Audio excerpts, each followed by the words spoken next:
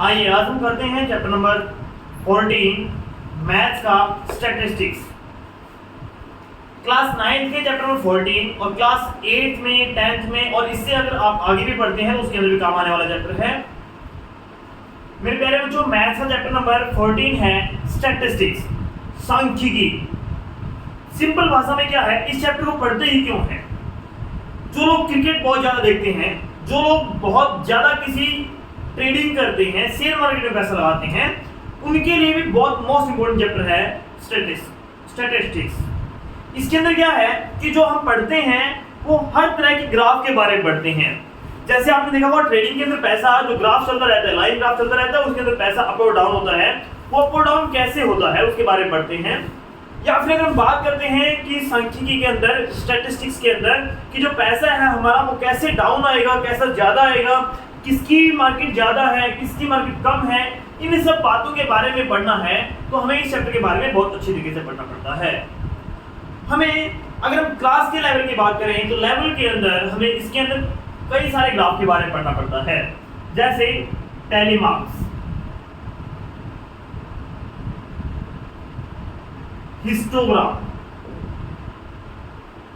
Historiography बोलते हैं, bar graph. Bar graph के दो पार्ट कहलाए जाते हैं, सिंगल बार ग्राफ और डबल बार ग्राफ। इसके अंदर मल्टीपल भी हो सकता है, मल्टीपल बार ग्राफ भी बोला जाता है। ये कब अडॉप्ट होता है? जब एक ही तरह की मतलब बहुत सारी चीजें आ जाती हैं, एक क्वालिटी की एक चीज है, दो है, तीन है, इस तरीके से बहुत सारी चीजें आती हैं, तब इसका भी यूज किया जाता है बार ग्राफ के अंदर। ये सब हम पढ़ते हैं। Frequency polygon,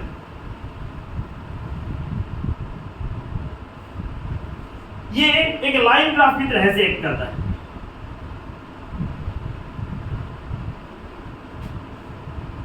pie chart, class 9 और 10 के लेवल की बात करूं तो सारे ग्राफ पढ़ते हैं हम। तो इन सब ग्राफ के अंदर क्या है, क्या इनकी स्पेसिफिकेशंस हैं, इनके बारे में आज हम थोड़ा सा डिस्कस करेंगे कि हमारे पास जो भी ग्राफ हैं उनके अंदर से क्या क्या स्पेसिफिकेशंस है, कौन सा ग्राफ किस क्वालिटी का है, इसके अंदर क्या बताया जाता है, किस प्रकार से बताया जाता है, उन सारी बातों के बारे में बताएंगे।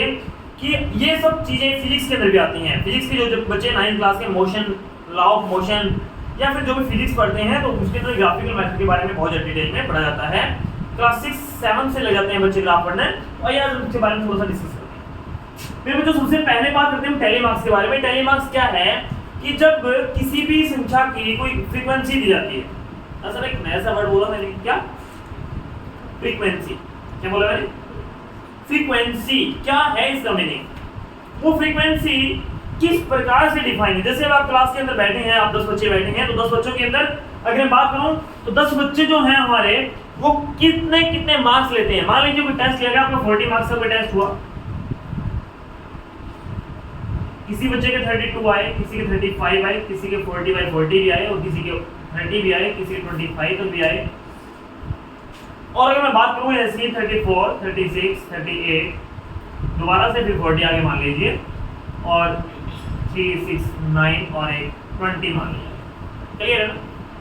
ये क्या बना दिया मैंने? ये डाटा बना दिया किसका? 10 बच्चों का। वो 10 बच्चों का डाटा क्या है कि कितने कितने मार्क्स आए।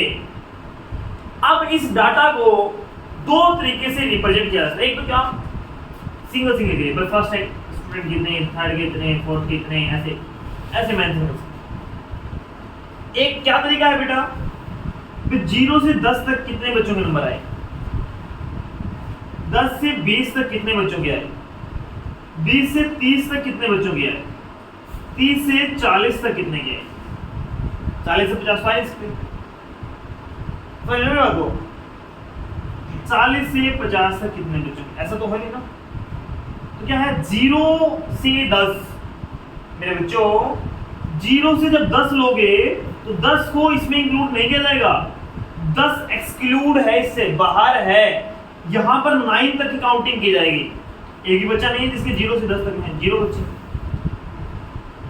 10 से 20 तक कितने हैं? एक भी नहीं है। ये जो 20 मार्क्स वाला स्टूडेंट है, ये मार्क्स भी इसके अंदर ऐड होंगे। तो कितने स्टूडेंट हैं? 0। 20 से 30 के काउंट कीजिए, 1 2 हो गई है, 2 स्टूडेंट। 30 to 40 ध्यान रखना, एक्सक्लूड 40 इंक्लूड नहीं होगा इसके अंदर। 1 2 3 4 5 6 और 40 वाले कितने? इस प्रकार से टेबल बना दी जाती है। क्या बना देती है? अब मैंने टेबल बना दी, इसके अंदर इसको एडजस्ट कर दिया। इस टेबल में जो ये चीज ली मैंने, that is called as class interval. That is called as, क्या बोलते हैं इसको? ये कहता है, और जो ये चीज लिखी मैंने इसको बोलते हैं फ्रीक्वेंसी। क्या बोलते हैं? फ्रीक्वेंसी। आइए मेरी बात सुनिए, यही वो चीज है जिसको हमें पढ़ना है, जिसके बारे में पता करना है, और किस प्रकार से पता करना है, उन सब बातों के बारे में हम डिटेल करेंगे। आइए मेरे बच्चों, इसके बारे में थोड़ा सा डिस्कस करते हैं। ये क्या कहता है उसके बारे में हम पढ़ते हैं। ये कहता है, अगर मैं इसको रफ कर दूं, देखो इसको टेबल वाइज बढ़ाता हूं, ये हमको कहता है कि हमारे पास जो ये देखिए, ये मैंने इसको बोलते हैं बेटा FI, सिंपल है इसका FI, फ्रीक्वेंसी का। क्लास इंटरवल को CI से डिनोट करते हैं। कैपिटल C कैपिटल I, यहां पर क्या है, F और I दोनों स्मॉल लेटर में है। अब क्या कहता है, इसका XI बना लिया जाता है। क्या बना लिया जाता है? कैसे बनाया जाता है? इसको बोलते हैं लोअर लिमिट। क्या बोलते हैं? इसको बोलते हैं upper limit, UL, upper limit. ये हमारी लोअर लिमिट है, ये अपर लिमिट, यानी कि नीचे वाली रेंज है, ये ऊपर वाली रेंज है। दोनों का जो बीच का डिफरेंस होता है, ठीक है ना, उसको हाइट भी बोला जाता है, या फिर हाइट ऑफ फ्रीक्वेंसी बोल देते हैं, हाइट ऑफ इंटरवल भी बोल देते हैं। हाइट कितनी है? अपर लिमिट माइनस में लोअर लिमिट, यानी कि 10 माइनस 0 कितनी आ गई? 10 क्या है इसमें? हाइट। क्या है? एक वर्ड आता है बेटा रेंज। क्या आता है? जैसे हमने पढ़ा था 20 से स्टार्ट हुआ था और ये 40 तक गया था मार्क्स, तो सबसे लोएस्ट जो थे, जो लोएस्ट मार्क्स थे, उनको माइनस कर देते हैं किसमें से? Highest marks. किसमें से? हाईएस्ट मार्क्स कितने हैं? माइनस में लोएस्ट कितने हैं? तो रेंज है इसकी 20। क्या है रेंज? क्या है? ये कब है बेटा? इसमें और इसमें थोड़ा सा फर्क आया बाद में। मैंने यहाँ पर इसको वर्ड हाइट बोला, यहाँ पर रेंज बोला। क्या होता है कि जो हम बात करते हैं, इसके अंदर बात करते हैं जब एक सिंगल लाइन के रूप में दिया जाए। क्लास 9 तक का लेवल जो आता है वो इस रूप में आता है। 10th के लेवल में आने के बाद आपको ये वाली रेंज मिल जाती है, इस प्रकार से टेबल मिलती है। तो 9th के लेवल की बात करूं तो इसके अंदर जो हमारा जहां से टेबल चला, जैसे 20, 25, 30, 32 ऐसे चला था, 40 तक पहुंचा था जो टेबल हमारा, तो ये और ये इनका डिफरेंस क्या कहलाता है? रेंज कहलाता है। और अगर हम बात करते हैं क्लास 10th के लेवल की, तो उसके अंदर इनके डिफरेंस को, हाइट को भी रेंज का वर्ड यूज कर लिया जाता है। अरे मेरी बात सुनने तो डाउट है भाई? आप इन सब बातों को नोट कर सकते हैं क्वेश्चन में। CBSE की बात करूं या फिर NTSC लेवल के एग्जाम की बात करूं, तो NTSC लेवल के एग्जाम के अंदर यही क्वेश्चन इसी प्रकार से पूछे जाते हैं। हाइट क्या है, रेंज क्या है, अपर लिमिट क्या है, लोअर लिमिट क्या है, फ्रीक्वेंसी किसे कहते हैं, फ्रीक्वेंसी का टोटल क्या होता है, और अगर बात करते हैं क्लास इंटरवल क्या है, क्लास इंटरवल से XI कैसे फाइंड किया जाता है, या फिर मीन मीडियन मोड जो वर्ड आते हैं वो कैसे फाइंड किए जाते हैं, उन सबके फॉर्मूले क्या हैं, वो फॉर्मूले के अंदर जो ये यूज किया गया तो कैसे किया गया, इन सब बातों के बारे में डिस्कस किया जाता है। तो हम चाहते हैं कि आपको, अगर किसी बच्चे को स्पीड बहुत ज्यादा लग रही है तो 0.5 या 0.75 की स्पीड पे करके देख सकता है। कई बार ऐसा इशू है कि बहुत ज्यादा स्पीड लग रही है, किसी को कम स्पीड लग रही है तो 1.25 या 1.5 स्पीड कर सकते हो। अगर स्पीड बहुत ज्यादा लग रही है तो 0.5 या 0.75 कर सकते हो। अभी कहता है कि मुझे क्या निकालना है? XI निकालना है। XI क्या होता है बेटा? लोअर लिमिट प्लस में अपर लिमिट डिवाइड बाय 2। किसका फॉर्मूला ये? XI। 0 plus 10, 10 by 2 5।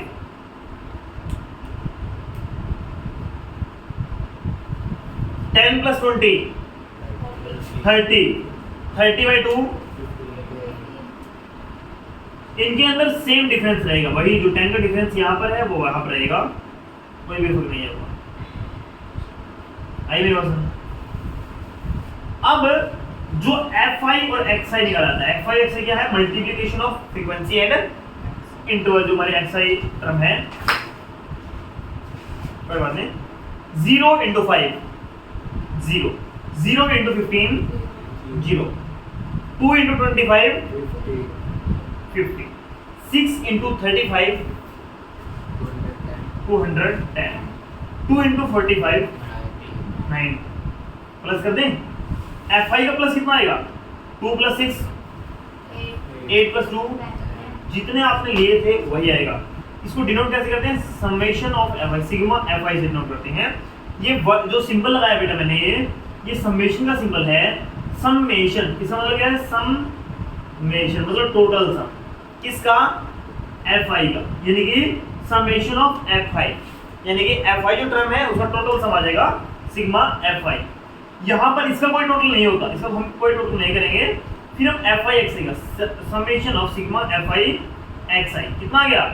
0, 9 plus 1 10 और 5 15 1 और 2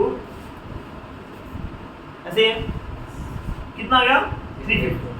अब मीन निकालने का फॉर्मूला है मीन कैसे निकालते हैं? x bar, capital X bar, summation of Fi xi divide by summation of Fi। समझ रहे हो मेरे बच्चों? समेशन ऑफ Fi xi कितना है? 350। समेशन ऑफ Fi कितना है? 10। मीन्स टू से 35 इज द मीन। x बार बोलते हैं इसको, डिनोशन को x बार, इस लाइन को बार बोला जाता है। तो x bar is equal to mean is equal to 35 आपका आंसर आ जाता है। इस प्रकार से किसी भी क्वेश्चन का मीन निकाल सकते हैं। मेरे बच्चों अगर मैं क्लास 9 के लेवल तक की बात करूँ, इतना बड़ा ना बढ़ाऊँ, तो सिंपल क्वेश्चन था और जिसको सिंपल वो कैसे कर सकते थे हम? 32 के बाद 34 36 38